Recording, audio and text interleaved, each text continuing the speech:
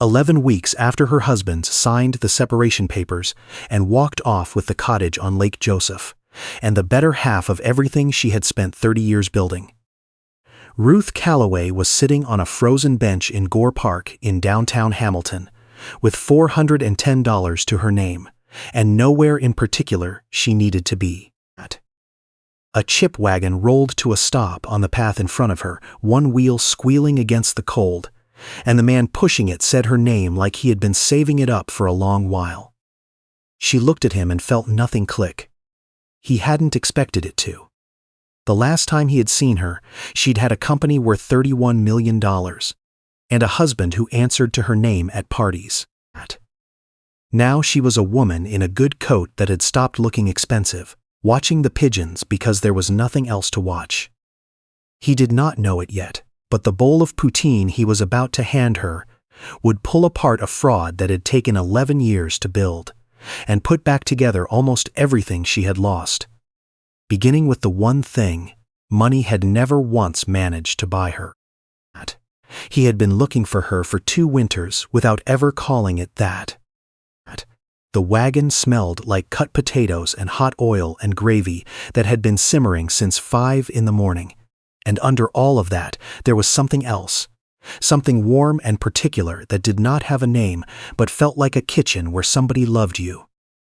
Émile Gauthier was 58 years old. He had a gray beard he kept short and a toque the color of dried mustard. And he ran the wagon 6 days a week on the corner of King and Hewson, rain or sleet, or the kind of February cold that makes the air taste like a coin. He'd been parked on that corner for 2 years.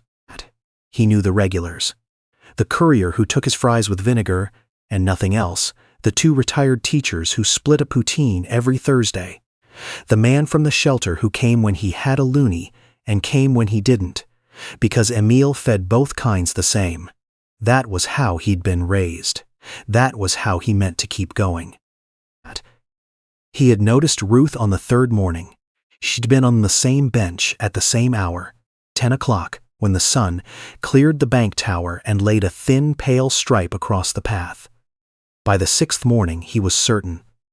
He had been carrying her face in his head for 12 years, and a face like that does not leave you, not when it belonged to the person who once decided your whole life was worth saving on a day when you could not even save it yourself. Ruth did not look up at first. People had been talking at her for weeks, lawyers, a forensic clerk at the bank, a reporter who wanted to know how a woman builds modular homes for half the North and then ends up with nothing. She had learned to let voices go past her. But this man set a paper bowl on the bench beside her, the gravy still throwing up a curl of steam into the freezing air, and he said, "Eat that before it goes cold. You always did let things go cold." And something in the way he said "you always did" made her turn her head. To understand what was happening on that bench, you have to go back 12 years, to a town 500 kilometers north, where Ruth Calloway was nobody yet. It was Sudbury, late autumn, the year she landed her first real contract, a row of 30 modular units for a First Nations community an hour up the highway, the job that would either start her company or end it before it began. She was 42 then, broke in the particular way that ambitious people are broke, with everything she owned poured into a leased shop and a crew she could barely make payroll for. She had driven into town at 6 in the morning to meet a supplier, and she hadn't eaten. And on a gravel lot off Notre Dame Avenue, there was a beat-up chip trailer with a hand-painted sign, Gauthier's, and a man inside it staring at a generator that had stopped working. He looked like a man watching the last thing he owned die. His name was Émile then, too. He was 46. His wife had passed 11 months earlier. A long illness, the kind that empties a bank account slowly and then all at once. And he had a 6-year-old daughter asleep on a cot in the back of the trailer because there was no one to leave her with and no money for someone if there had been. The generator was the heart of the wagon. Without it, the fryer was cold, and a cold fryer meant no day's sales, and there had already been too many days with no sales. The bank held a note on the trailer. He was 3 payments behind. The man from the bank had told him, not unkindly, that they would be coming for it before the snow. Ruth ordered a poutine she didn't really want. He told her the fryer was down. She looked at the generator, then at the man, then at the cot in the back, where a child's boot stuck out from under a blanket, and something in her, the part that had grown up watching her own mother count change at the kitchen table, refused to drive away. She knew engines a little. Her father had been a millwright. She got down on the gravel in her good coat and found the fault in 20 minutes. A fouled connection and a dry fuel line. Nothing that couldn't be fixed for the price of a part from the Canadian Tire across the road. She bought the part herself. She got the generator turning over. And while it warmed up, she sat on an overturned milk crate and ate the poutine he made her. The first he'd sold in 3 days, and it was, she would say for years afterward, the single best thing she had ever eaten in her life. The gravy was beef and something darker underneath, and there was a sweetness she couldn't place, and it tasted like it had been made by somebody who meant every spoonful. She asked how much was owing on the trailer. He didn't want to say. She made him say. It was $4,200, all the back payments and the penalty, the difference between keeping the wagon and losing it. She did not have $4,200 to spare. She had a contract that hadn't paid out yet, and a payroll due Friday. But she walked to the bank on Durham Street that same afternoon, and she paid the note in full and she cleared it, and she did not tell him she was doing it. She wrote something on a paper napkin from the trailer, and she folded a Sing's bills inside it. And she left it tucked under the salt shaker on his little folding counter, while he was around the side checking the fryer. The napkin said, "Keep the wagon. This town needs you more than the bank does. Feed somebody who can't pay, that's how you pay me back. R.C." She drove north to her site, and she never came back to that corner. Emile found the napkin at the end of the day. He called the bank the next morning, sure there'd been a mistake, and the woman on the phone told him the note was cleared, paid by a Callaway, and that was the only name Ruth had given. He had no number for her, no address, no company. She hadn't told him she had one. He had a face and a voice and a sentence written in pen on a napkin that had a grease ring on one corner. He kept it. He slid it into the tin box where his late wife's gravy recipe lived, the recipe she'd written out by hand on the back of a hydro bill the first winter they were married. And he carried both of those things for 12 years, through the sale of the trailer and the move south and the long, slow climb, back up to a wagon that paid its own way. He never forgot her.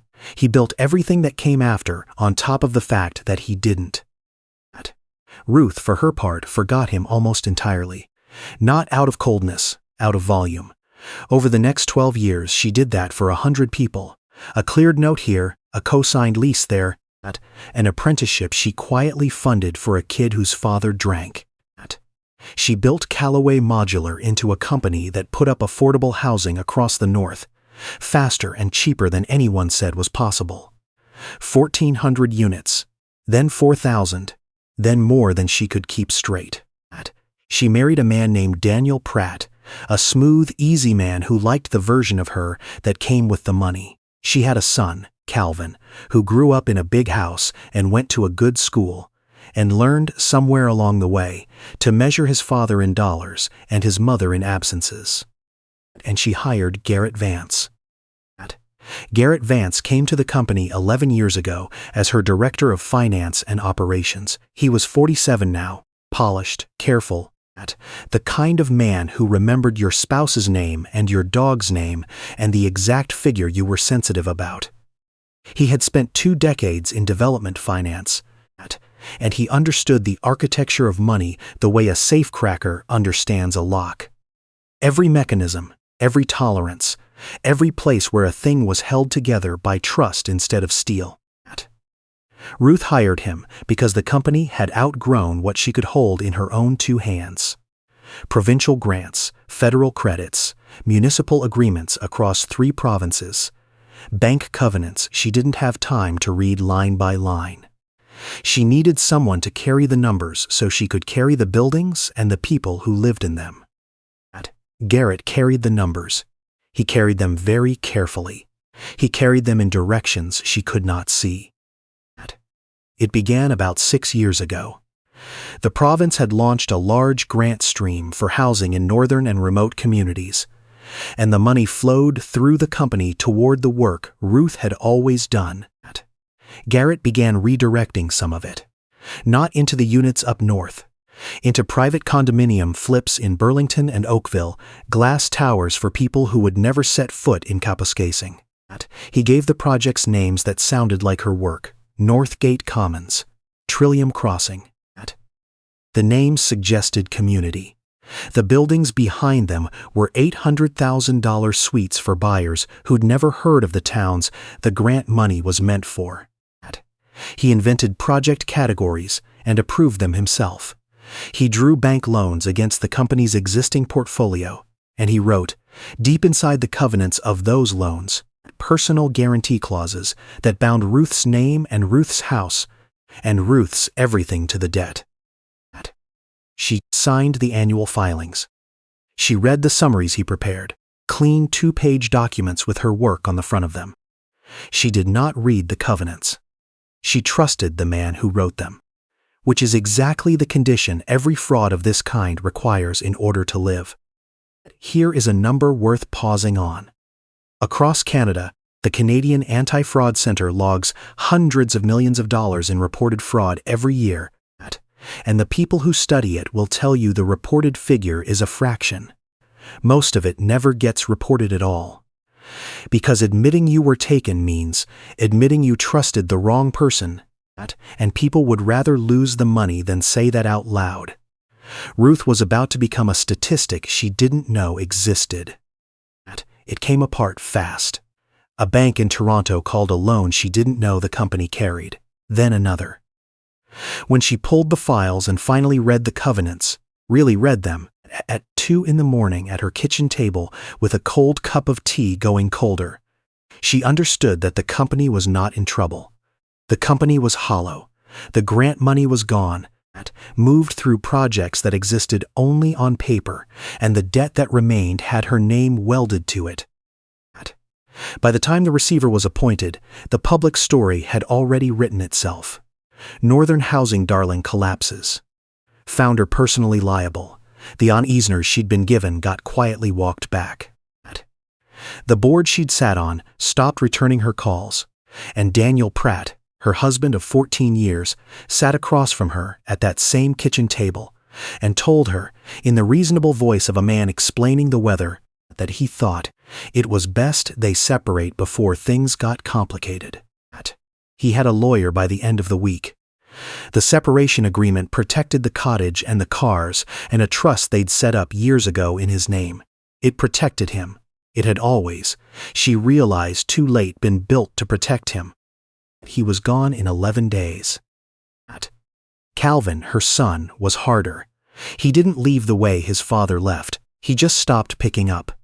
He'd taken a position at one of Daniel's firms. He had a condo and a car and a future that looked cleaner if it wasn't attached to his mother's name in the papers. He sent one text early on, "I just need some space to figure this out, Mom." And then the space became the whole thing, and the phone she kept checking at all hours stayed dark. So she came downtown. She didn't fully know why. The big house was being sold out from under her. The lawyers needed signatures she was tired of giving. And somewhere in there she had started getting on the bus and riding to Gore Park and sitting on the third bench from the fountain at 10 a.m, watching a city go to work without her. She had been doing it for 9 days when the chip wagon stopped in front of her, and a man she did not recognize said her name and told her to eat before it got cold. She ate.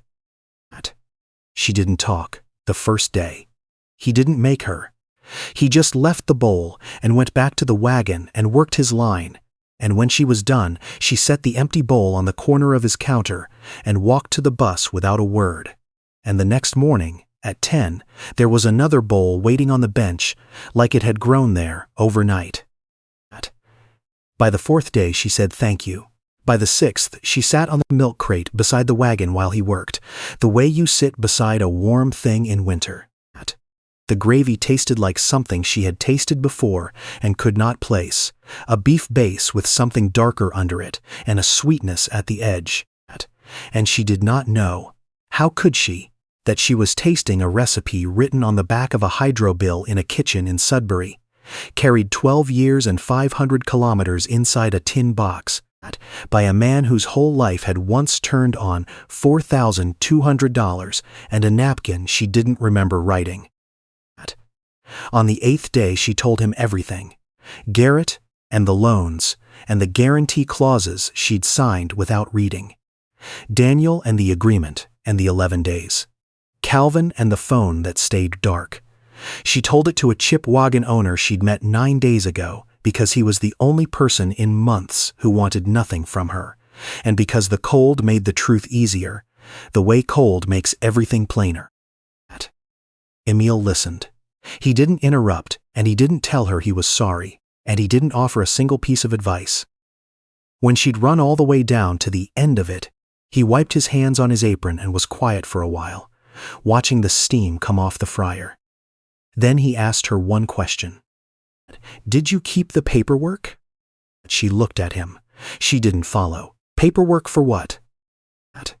The records, he said, from the company. The real ones, not the summaries. Did you keep them? She had. Of course she had.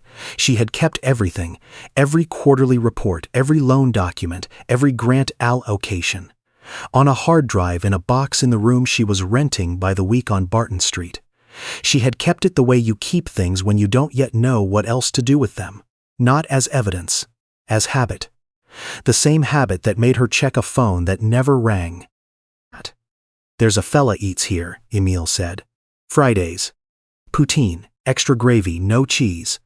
Won't touch the cheese, says it's a crime against the gravy, but he won't eat it anyway. Retired now.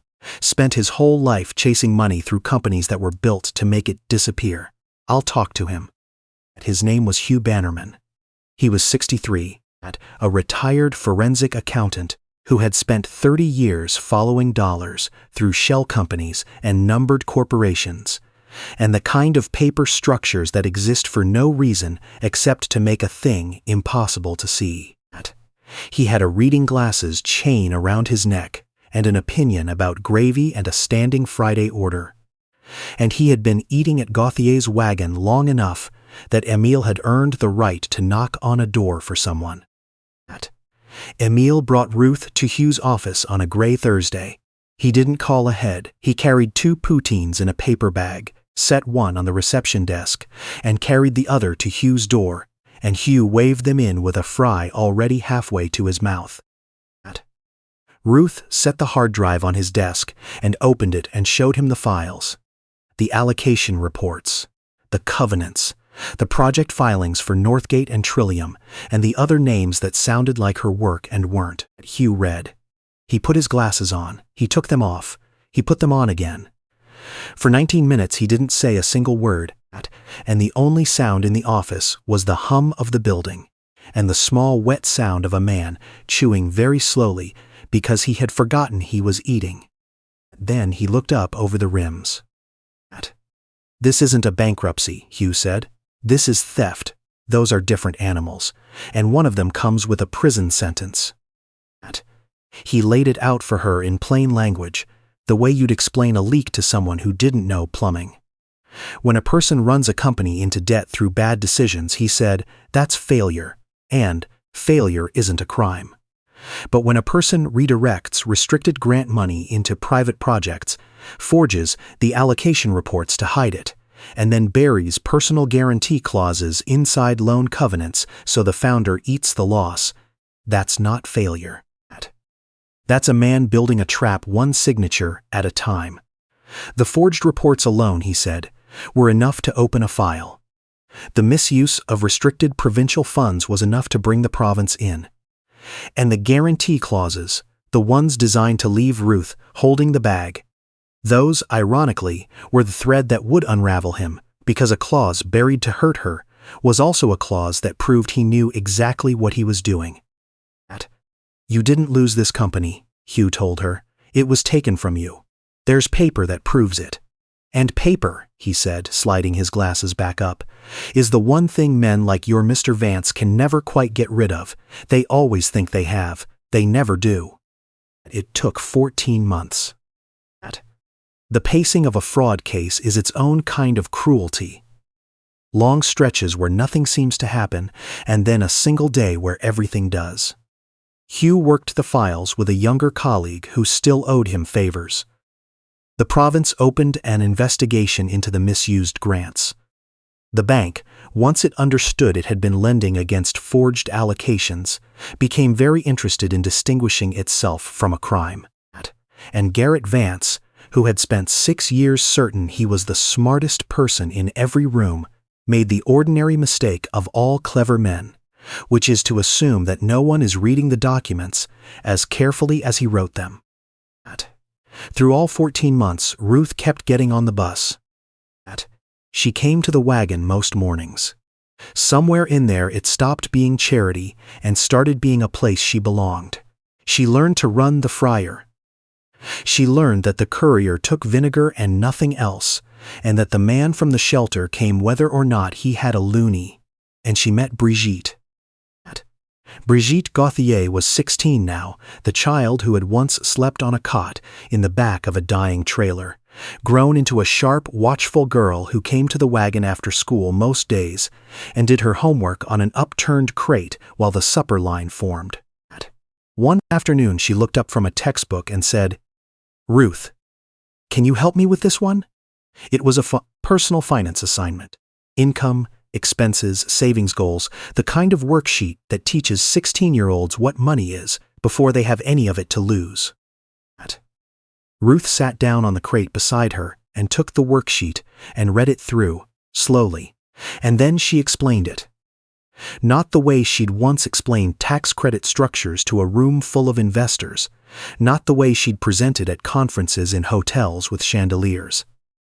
She explained it the way her own father had explained money to her at a kitchen table in a small house long ago, with a pencil and the back of an envelope. "This is what comes in," she said. "This is what goes out. The space between them is the only thing that keeps the lights on. Everything else is noise." She spent the better part of an hour on it. She drew the Wagon as the example. What a poutine cost to make, what it sold for, what was left after the propane and the potatoes and the rent on the corner. She made it real. She made it something a 16-year-old could hold in her hand. And somewhere in the middle of it, she understood something that sat in her chest like a stone. She had never done this for Calvin. She had paid for his school. She had funded his future. She had given her son every dollar a child could be given. But she had never once sat down on a crate beside him and taught him, slow and patient, and meant for him alone, how the world actually worked. She'd been too busy building, too busy carrying the numbers and the buildings and the name. She had handed her son money in place of the one thing money had never been able to stand in for, and she had told herself the money was the love, because the money was easier. She sat on that crate next to Emile's daughter and taught her what her own father had taught her, and what she had failed to teach her own son. And for the first time she understood the napkin she'd written 12 years ago better than she'd understood it the day she wrote it. This town needs you more than the bank does. It had been true about Emile. It turned out to be true about her, too. The day it broke was a Friday in March. Hugh called the Wagon. He didn't have her number, so he called Emile, and Emile handed her the phone with gravy on his hands. Garrett Vance had been charged. The province had moved, and the crown had moved with it, and the file Hugh had spent a year building had become the spine of a case. In the end, Vance pleaded out rather than face a jury with the forged allocation reports in front of them. Counts of fraud over $5,000, of forgery, of money laundering through the numbered companies he'd used to hold the flipped condos. His assets were frozen and then seized. He got a sentence with real years in it, the kind that does not get suspended. And there was restitution. This is the part the story usually skips, so it's worth being honest about. The total fraud, once Hugh had traced every dollar, came to a little over $31 million. The amount recovered from everything they could seize and freeze and claw back was $4.2 million, spread across all the victims: the province, the banks, the company's creditors, and Ruth, apportioned by documented loss. Ruth's share came to a little under $2 million. It was not $31 million. It was not the company. It was not the house on the hill or the honors or the name on the masthead. But here is the truth Hugh told her the day the check cleared, and he told it to her flat, because he'd seen too many people not understand it. Most victims of a fraud like this one see nothing. Pennies on the dollar, if that. The money gets spent, gets hidden, gets moved somewhere the law can't reach fast enough. 2 million out of 31 was not justice. Justice would have been a company that was never stolen. But it was more than almost anyone in her position ever sees, and she would be a fool to grieve it. She didn't grieve it.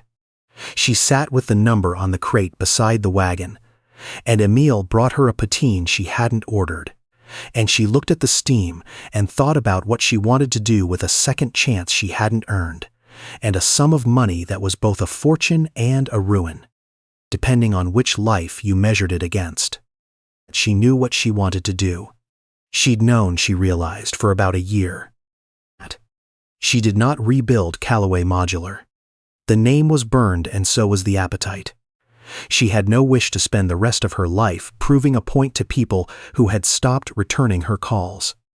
Instead, she took the money and a long empty storefront 2 doors down from where Emile parked the wagon, and she turned it into something she didn't have a clean word for at first. Part kitchen, part workshop. A place where the wagon could move indoors in the worst of the winter. Where the man from the shelter could sit at a table instead of a curb. Where kids like Brigitte could learn a trade and a budget in the same afternoon.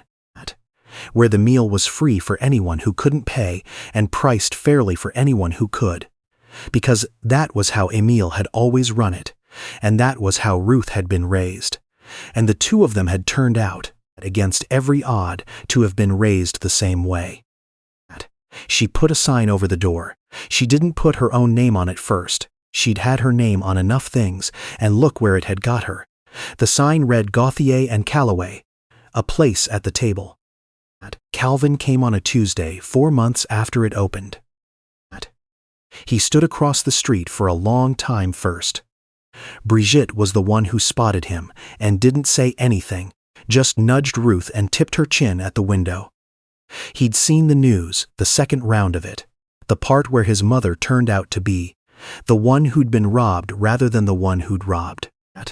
He came in eventually because there was nothing left to be afraid of, and he stood just inside the door in a good coat, the way his father used to stand, and he said, "I didn't know how to call.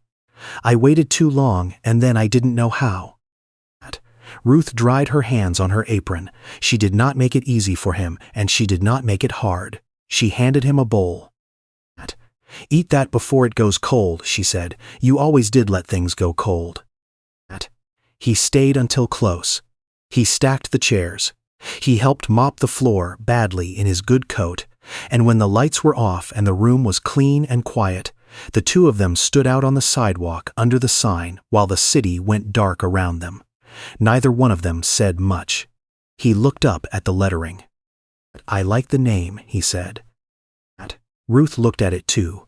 "He earned it," she said, and that was all she had to say about it.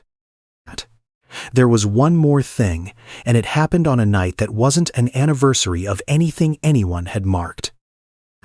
It was late, the wagon parked inside for the season. The recipe tin sitting where Emile kept it on a shelf above the gravy pot. He took it down. He'd been meaning to for a year, ever since he'd handed her a phone with gravy on his hands, and she'd walked back into a life she thought was over. He opened the tin and lifted out his late wife's recipe, The beef and the dark stout under it, and the spoonful of maple at the edge, that was the sweetness. Ruth had never been able to place. The taste of a kitchen she'd never stood in.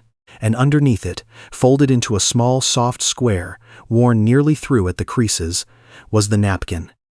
He gave it to her without a word. Ruth unfolded it. The pen had faded, but the hand was hers, younger and surer, a woman who hadn't yet learned what she didn't know. Keep the wagon. This town needs you more than the bank does. Feed somebody who can't pay, that's how you pay me back. R.C. She read it twice. She did not say anything for a while, because there was nothing in the language she had that fit. She had written it in 4 minutes on a gravel lot. The way you do a thing you're not planning to remember. And a man had carried it 12 years and 500 kilometers, through a sale, and a move and a long climb back. Folded inside the last thing his wife ever wrote, and when he'd finally seen the woman who wrote it sitting on a frozen bench with nothing, he had not stopped to add up what she was worth. He had figured out what she needed. A bowl of food, a place to sit, somebody who would show up the next morning and the morning after that, without ever once asking why. You paid me back, she said finally. You don't owe the difference. Emil shook his head, slow. That's the thing about a debt like that, he said. There isn't any difference. That's what you never understood the day you wrote it. He took the napkin back, gentle, and folded it along its old soft creases and slid it into the tin on top of the recipe, where it had lived for 12 years and would go on living. You don't pay it, you pass it. Now. A word, before the lights go out on this one, because the person telling you this story would be lying to you if they pretended it tied off in a neat bow. Garrett Vance had his lawyers and his clever clauses, and they protected him right up until the moment they couldn't. Daniel Pratt had his separation agreement, and it protected him perfectly, every line of it, until there was nothing left underneath it worth protecting.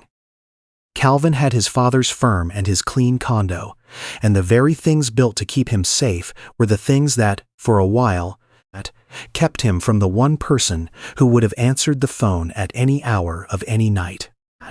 Every one of those was a structure designed to protect something, and the napkin. The napkin protected nothing you could put on a balance sheet. It protected a belief. It protected the idea that a stranger could be kind to you on a bad day and want nothing back. Emil carried that belief through 12 years and a hurricane of grief and a city where he didn't know a soul. And when he finally got the chance to spend it, he spent all of it at once, on a woman who didn't even remember his face. The structures we trust, the agreements, the trusts, the clauses, the names on the masthead. They can build something good, or they can hollow it out, and the structure itself never tells you which. Garrett Vance held the same tools Ruth held. She used them to put roofs over thousands of families in towns most of us will never drive through. He used them to steal $31 million from people who made the mistake of believing him. The tools don't tell you who a person is. Only what they do with them does. So here's the question, and it's the kind that splits a room down the middle, so think about it before you answer. If someone showed up for you after 12 years, not because they owed you, not because they wanted anything, but because they remembered what you did for them on a day when you'd already forgotten it yourself, would you let yourself trust it? Or would you spend the whole bowl of soup wondering what they were really after? Most of us, if we're honest, would wonder. That's the sad part. The good part is that some of us would sit down on the crate anyway, and eat, and find out we were wrong. The people who leave the moment you have nothing were never really standing beside you to begin with.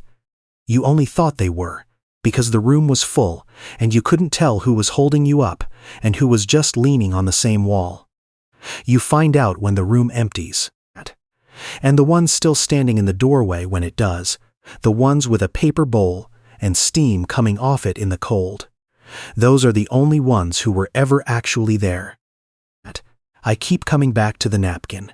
4 lines, scratched out in pen on a gravel lot, in maybe 4 minutes, by a woman who had no idea she was writing anything she'd ever see again.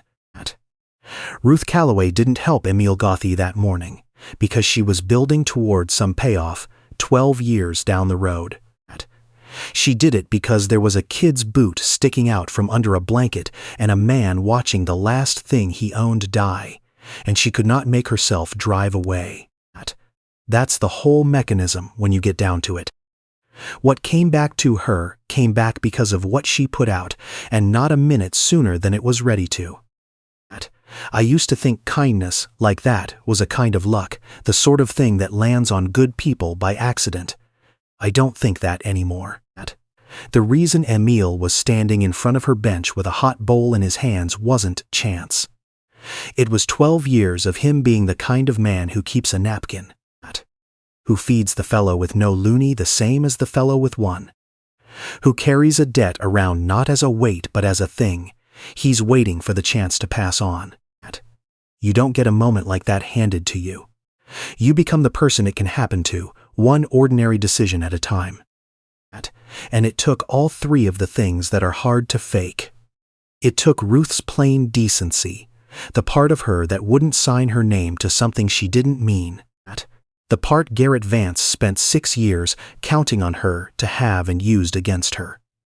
It took the clear head to stop grieving the $31 million long enough to ask whether the paperwork was theft instead of just bad luck, because that one cold-eyed question is the only reason Vance went down instead of her.